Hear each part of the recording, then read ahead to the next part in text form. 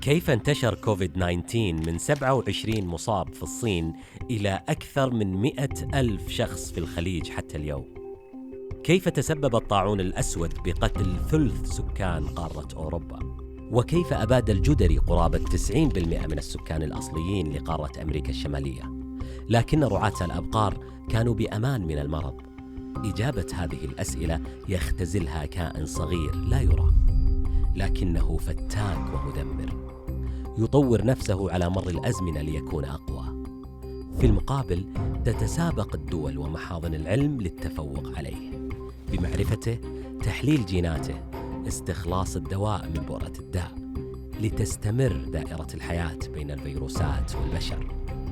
المكون الأول لكل مرض معدي كائنات بالغة الدقة، قد تكون بكتيريا، فيروسات، فطريات، طفيليات وغيرها، تحدث المرض وتنتشر بطرق مختلفة عبر الهواء، التلامس، رذاذ اللعاب، الاتصال الجنسي. ما الفرق بين الوباء والجائحة؟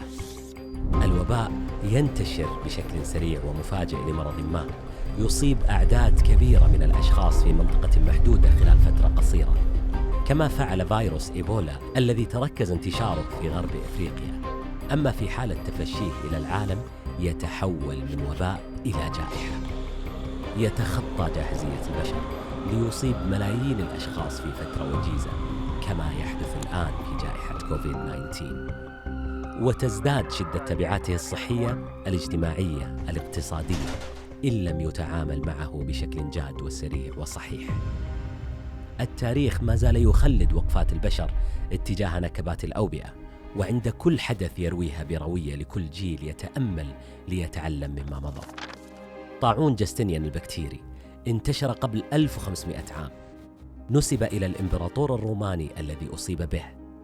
استمر في الانتشار والانحسار والظهور على مدى 100 عام، تزامن مع خلافة عمر بن الخطاب رضي الله عنه حين ظهر في عمواس في بلاد الشام، وكانت مشورة الصحابة إليه باتباع السنة النبوية: إذا سمعتم به بأرض فلا تقدموا عليه، وإذا وقع بأرض وأنتم بها فلا تخرجوا فرارا منه. الجذام في القرون الوسطى اجتاح أوروبا قبل 700 عام، مرض بكتيري يصيب الجلد والأعصاب، له مضاعفات تسبب ضعفا في العضلات والنظر. كان الناس يخافون من مخالطة المصابين به، حتى أجبروا مرضاه على لبس ملابس معينة وأجراس، والبعض الآخر نبذوهم ليعيشوا في الأودية والجبال كي لا ينقلوا العدوى للأصحاء. بعد قرابة 800 سنة من انحسار الطاعون عاد بضراوة فتاكة، فسمي الطاعون الأسود.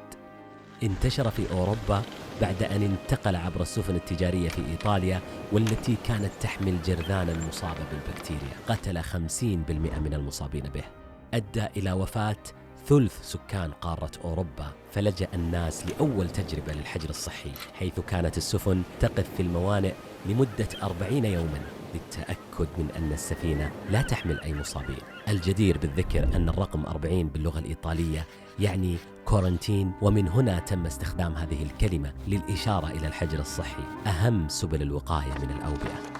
الجدري مرض فيروسي مميت ينتشر عبر رذاذ اللعاب ومخالطة المصابين.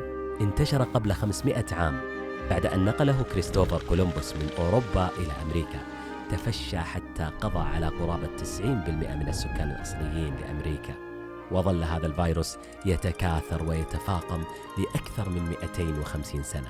في القرن ال18 لاحظ الأطباء أن المزارعين الذين يقومون بمخالطة الأبقار لديهم مناعة من الجدري، فاتجهت الدراسات والأبحاث العلمية لتقصي السبب. فتوصل الأطباء إلى أن الأبقار تحمل نوعا ضعيفا من فيروس الجدري، والذي استخلص وطور ليكون لقاحا فعالا للقضاء على هذا الفيروس.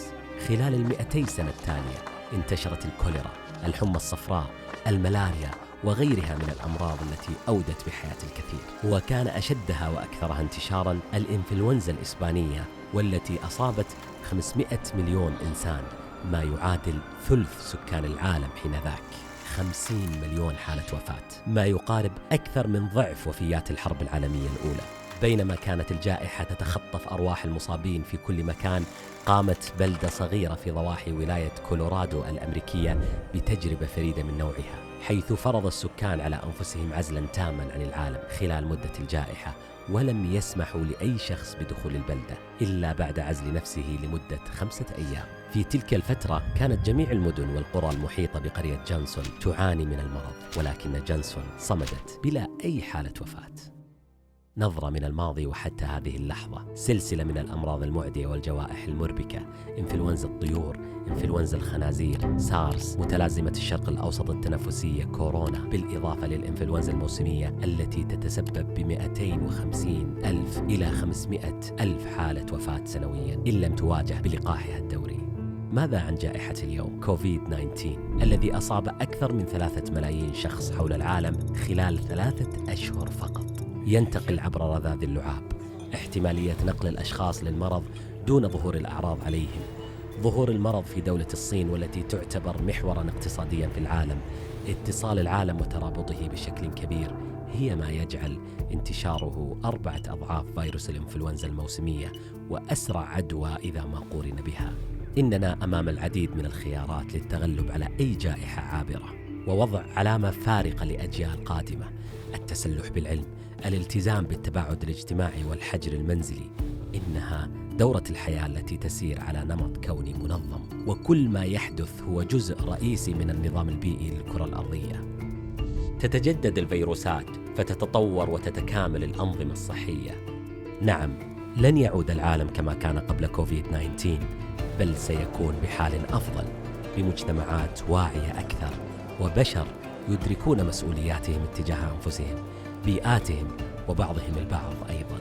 على مر الأزمنة كلما أمعنت الأوبئة في مجابهة البشر ازدادت ضراوتنا، تكاتفت جهودنا، تضاعفت احترازاتنا للتخلص منها والقضاء عليها لنحيا بسلام. سلامتك سلامة للجميع. سلامتك